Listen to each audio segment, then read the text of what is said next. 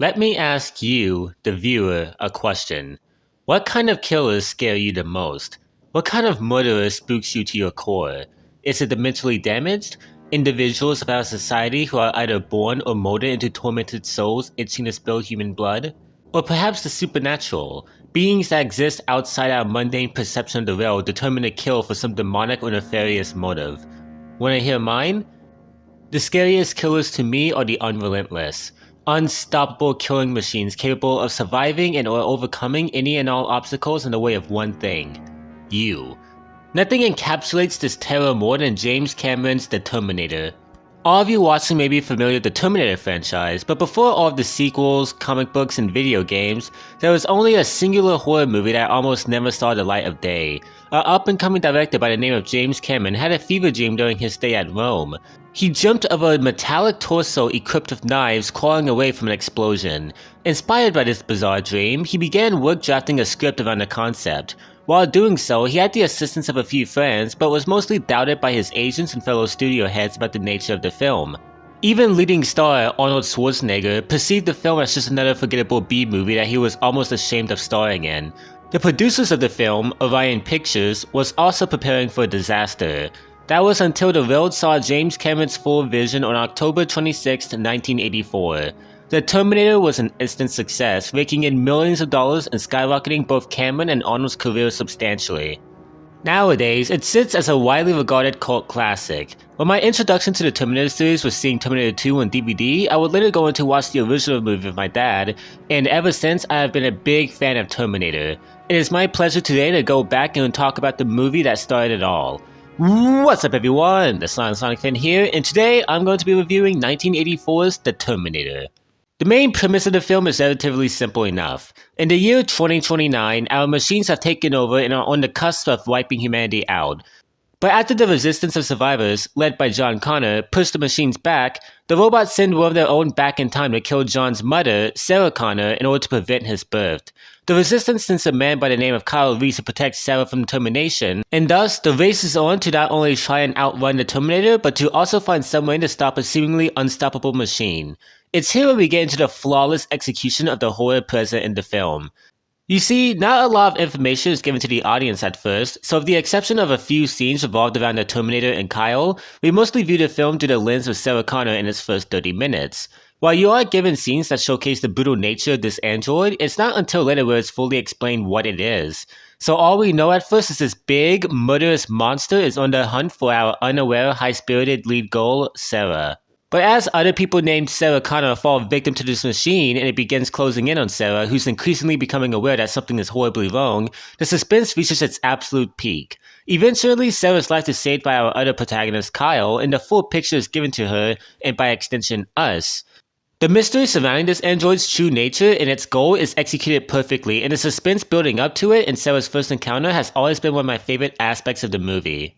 But what is easily my favorite aspect is the Terminator itself.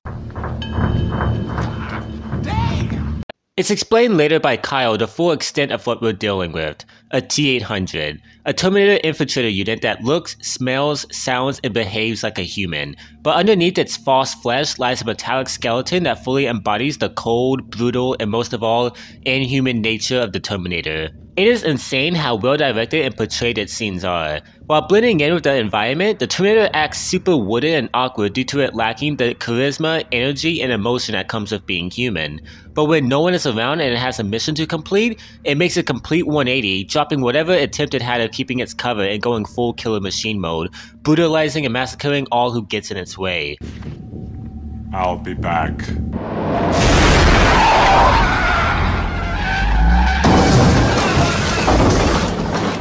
People typically fear killers that are maniacal, nefarious, and enthusiastically psychotic. While this is understanding due to absolute madmen being completely unpredictable in nature, at the very least they're human.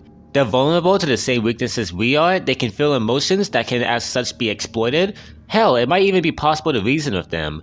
This isn't the case with something like the T-800. It can't feel like us, it can't be easily stopped like us, it's not us. It's something else entirely. It can't be bargained with. It can't be reasoned with. It doesn't feel pity, or remorse, or fear, and it absolutely will not stop. forever. Until you are dead. You can load it with shotgun shells, it'll keep standing. You can pin it against dirty cops, it'll keep standing. You can blow it the fuck up, and it'll keep standing. Nothing can match that kind of dread, and trust me, that dread is amplified by Arnold's eerie performance. People often say that Arnold's stiff and wooden performance in other titles indirectly led to him nailing the role of a stiff and wooden character. And while that may have contributed, I think that's also doing a major disservice to Arnold. He completely destroys this role, and no, I don't believe it was entirely indirect. Say what you will, Arnold generally has talent as an actor, and I wouldn't trade anyone else to play the T-800. But the magic doesn't just stop with the Terminator. Our human leads, Kyle and Sarah, are also noticeably well written.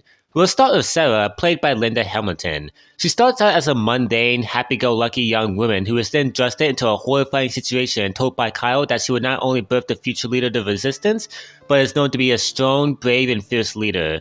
It's really interesting seeing all of these heavy responsibilities thrusted on someone who was just living a normal life a few minutes ago. And initially, Sarah is not willing to accept this future and her role in it. But as the movie progresses, we see Sarah get used to her situation and near the end become the fearless leader she's told to be in the future. Come on, do I look like the mother of the future? I mean, am I tough? Organized? I can't even balance my checkbook. Reese! On your feet, soldier! On your feet! And Kyle is also a pretty good character. Being someone who was born after the initial nuclear attack from Skynet, the AI system responsible for the future war, Kyle is very foreign to how our normal world fully works and is practically a fish out of water. Seeing this grizzled war veteran used to nothing but chaos, death, and destruction, unable to fit into how the world used to be before, is honestly kind of sad the more you think about it. And the love that eventually blossoms between Sarah and Kyle feels pretty genuine. What's really cool is the twist near the end of the movie, where after Kyle dies crippling the T-800, Sarah is able to finish it off. Sometime after, it's revealed that Kyle was always meant to be John's father, and the exact photo we see him have of Sarah is taken during this very scene. It's such a cool revelation, and it makes the earlier foreshadow kind of sad. Don't suppose you know who the father is, so I won't tell him to get lost when I meet him. And John never said much about him. I know he dies before the war. Wait. As for the effects, this film has top-of-the-line visuals. The scenes showing the future look absolutely great with both their sci-fi noir aesthetic and cool set pieces. The action in this movie is also nothing short of spectacular. It's fast-paced, high-stakes, and is highly ambitious for the time. A few highlights are the car chase in the parking lot, the truck chase, and the police shootout. And finally, the Terminator effects themselves look sick. This was at a time where 90% of all effects seen in movies were practical. When the T-800 takes off its now busted up fake eye, it looks insanely believable. It's a shame we don't see effects like these in modern productions today. While the stop motion for the Terminator endoskeleton doesn't look incredible by today, they look very decent for the time, and as a fan of stop motion, I heavily approve.